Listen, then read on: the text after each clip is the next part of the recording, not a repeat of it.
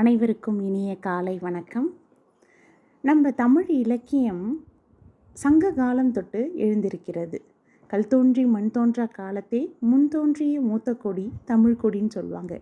அப்பேற்பட்ட பழம்பெரும் இலக்கியம்தான் தமிழ் மொழி. அத்தகைய தமிழ்மொழி பல்வேறு இலக்கிய கடலை தன்னகத்தை கொண்டிருக்கிறது. சங்க இலக்கியங்கள், சங்கம் அருவிய கால 14 கீழ்கணக்கு நூல்கள் என்னும் இலக்கியங்கள், காப்பியங்கள், பக்தி இலக்கியங்கள், சிற்றிலக்கியங்கள், நவீன இலக்கியங்கள்னு சொல்லிட்டு பல்வேறு நிலைகளில் தமிழ் இலக்கியங்கள் தன் இலக்கியங்களை கொண்டிருக்கிறது.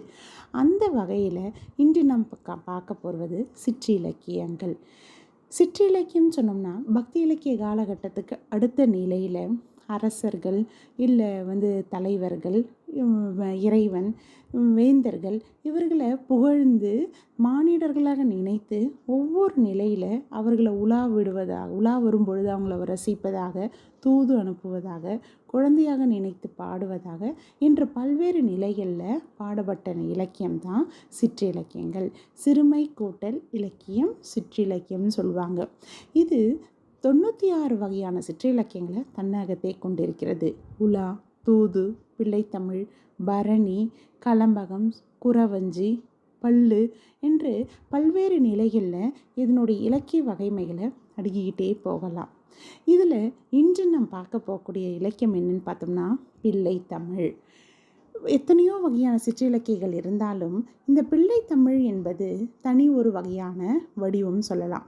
அதாவது என்னென்னா, பாடப்பாடும் ஆண்மகன் இல்லை வேந்தன், நான் முன்பு சொன்னது போல தான் இறைவன் அவங்கள ஒரு குழந்தையாக பாவித்து அவங்க மீது கொண்ட அன்பினை நாம் ஒரு குழந்தையை வளர்ப்பது போன்று பாடல் பாடி சொல்லக்கூடிய இலக்கியம்தான் இந்த பிள்ளைத்தமிழ் இலக்கியம். குழவி மருங்கினும் கிழவதாகும் சொல்லிட்டு தொல்காப்பியர் அன்றைக்கு அதற்கான இலக்கண நெறியை சொல்லியிருக்கிறாரு. இந்த பிள்ளைத்தமிழ் இலக்கிய வகையை முதல்ல தன் கையில் எடுத்து பாடினவர் யாருன்னு பார்த்தோம்னா பெரியாழ்வார். ஆமாம், அவர் தான் திருமாலை, இறைவனை, தனக்கு மிகவும் பிடித்த அந்த இறைவனை தானே எடுத்து வளர்ப்புக்கக்கூடிய பாவனையில் கற்பனை செய்து அவர் பாடினார், குழந்தையாக நினைத்து பாடியுள்ளார். அதனால தான் அந்த பிள்ளைத்தமிழ் இலக்கியத்துடைய தோற்றுவாய் பெரியாழ்வார்னு சொல்லிட்டு சொல்லுவாங்க. இந்த பிள்ளைத்தமிழ்னு சொல்கிறோம் இல்லைங்களா, அது ஆண்பார் பிள்ளைத்தமிழ், பெண்பார் பிள்ளைத்தமிழ்ன்ற 2 நிலையில் இருக்குது. அதாவது ஒவ்வொரு பருவங்கள், ஒவ்வொரு மாதங்கள், 2 மாதம், 3 மாதம், 6 மாதம், 2 மாதங்களாக கடந்து அந்த குழந்தைகளுடைய வளர்ச்சியை 10 பருவங்களாக பிரிக்கிறாங்க. தாள், சப்பானி, முத்தம், வருகை, அம்புலி, சிற்றில், சிறுதேர், சிறுபறை, இப்படி ஆண் மகனுக்களுக்கு உரிய பிள்ளைத்தமிழ், ஆண்பார் பிள்ளைத்தமிழ்னு சொல்லுவாங்க. அதே இது தாள், சப்பானி, முத்தம், வருகை, கழங்கு, அம்மானை, ஊசல்னு சொல்லிட்டு பெண்பார் பிள்ளைத்தமிழ், பெண்களுக்கு உரிய பிள்ளைத்தமிழ்ன்ற வகையில் வகைப்படுத்துவாங்க.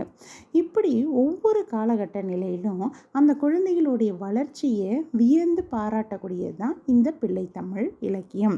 இன்று நாம் பார்க்கக்கூடியது அந்த பிள்ளைத்தமிழ் இலக்கிய வகையில் ஒன்றான முத்துக்குமார சுவாமி பிள்ளைத்தமிழ். அதாவது என்னென்னா, இதனுடைய ஆசிரியர் யாருன்னா குமரகுருபரர். ஆமாம், இவர் சிறந்த பக்தர், அடியவர், சிவபக்தராக விளங்கியக்கூடியவர். மீனாட்சி அம்மை பிள்ளைத்தமிழ், காசி கலம்பகம், முத்துக்குமார சுவாமி பிள்ளைத்தமிழ்ன்ற பல இலக்கிய வகைகளை உருவாக்கின ஒரு அடியவர் தான் குமரகுருபரர். பல்வேறு இலக்கிய வகைமைகளை உருவாக்கியிருக்கிறாரு. சிறு வயதில் குழந்தையாக இருக்கும்பொழுது பிறந்ததுலேருந்து பேசுகிற வாய்ப்பே இல்லை, பேச்சு வரலை. அப்போ அவங்களுடைய பெற்றோர் திருச்செந்தூர் முருகப்பெருமானை வேண்டி அங்கேயே இருந்து விரதம் இருந்து மேற்கொண்டாங்க, நோன்பு மேற்கொண்டாங்க. அப்போ இறைவன் அருளால், முருகப்பெருமான் அருளால் அவருக்கு பேசும் வாய்ப்பு கிடைத்தது. அப்பொழுது அவர் பேச வாய்ப்பு கிடைத்த உடனே முருகப்பெருமானை வியந்து பாடினது தான் இந்த முத்துக்குமார சுவாமி பிள்ளைத்தமிழ். முருகப்பெருமானை குழந்தையாக பாவித்து ஒவ்வொரு பருவ நிலைகள்லையும் அவர் வர்ணிக்கிறார். முருகப்பெருமானுடைய அற்புதங்களை, லீலைகளை, அவர் எவ்வாறு தோற்றம் பெற்றார், சிவனடியார்கள் அவர்களுக்கு எவ்வாறு காப்பு தெய்வங்களாக பெருமாள், லக்ஷ்மி, சரஸ்வதி, பிரம்மா இவங்க எல்லாரும் இருக்கணுன்ற நிலைகள் ஒவ்வொரு நிலையிலையும் அந்த குழந்தைய அவருங்க எப்படி காப்பாற்றினாங்க, அந்த குழந்தை எவ்வாறு வளர்ந்து வந்து அரக்கர்களை அழித்தது என்ற நிலையில் அவர் அற்புதமாக இந்த முத்துக்குமார சுவாமி பிள்ளை தமிழை கொண்டு போயிருக்கிறாரு. முருகப்பெருமானுடைய சிறப்புகள், வர்ணனை, தோற்ற பொலிவு போன்ற பல்வேறு தன்மைகளை இந்த பாடலில் நாம் வியந்து பார்க்க முடியும். அவருடைய தமிழ் அருமையையும் நாம் தமிழ் நுட்பங்களையும் இதில் நாம் அறிந்து கொள்ள முடியும். நன்றி.